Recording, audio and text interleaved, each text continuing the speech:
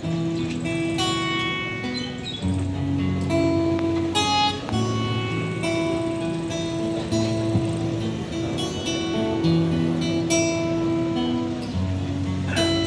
tayo sa kasalukuyan, sa mga iniaalay na bulaklak ngayong araw. Sa kwento ng isang banayan na katapangan, nagpaalam sa puso ng taong bayan na naghahangad ng kalayaan. Ito ang kwento ng isang natatanging bayani na nag-alay ng kanyang talino at husay para sa bayang sinisinta, iniibig at ipinaglalaban. Ngunit dahil dito, siya ay pimitay ngayong araw. Taong 1876. Isang pangyayaring nagdulot ng mas matinding pagkilos tungo sa kasarinlan at kalayaan ng Pilipinas.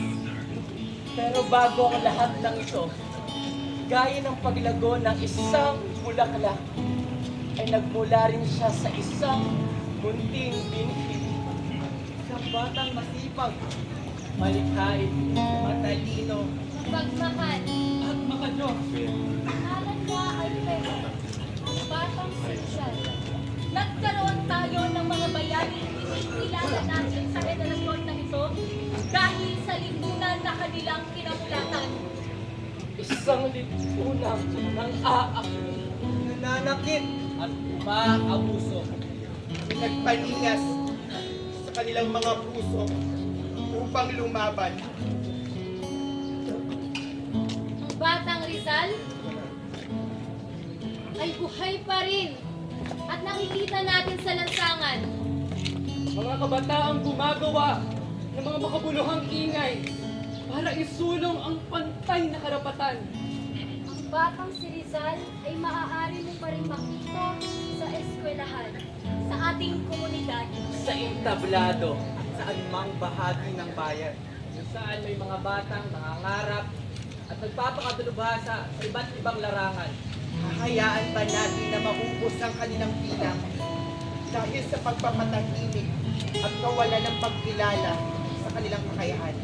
Ang laban ng bayan natin ay para sa kanila, para sa batang katulad niya, para sa mga makabagong batang Rizal.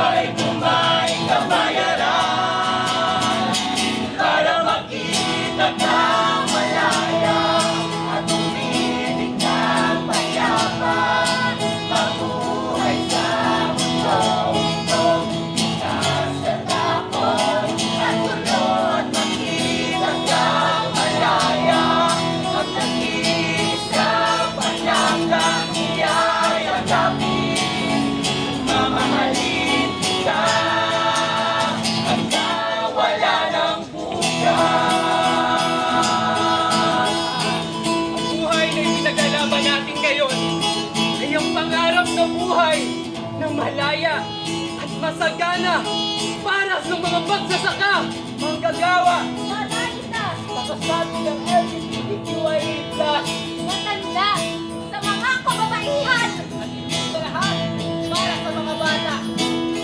Ang kolektibong aksyon natin kasama ang mabuting intensyon nito ay may patutunguhan. may espasyong kalalagyan, ang nagsusumamo nating bayan. Ang buhay na ipinaglaban ng mga bayani nating katulad ni Rizal ay ang buhay na patuloy nating ipaglalaban hanggang wala ng bukas. Hanggang sa ang kalayaan ay totoong nasa ating palad at hindi na makakatakas. Tayo, ang mga makabagong bayani. Tayo, ang kinabukasang tinutukoy ni Rizal.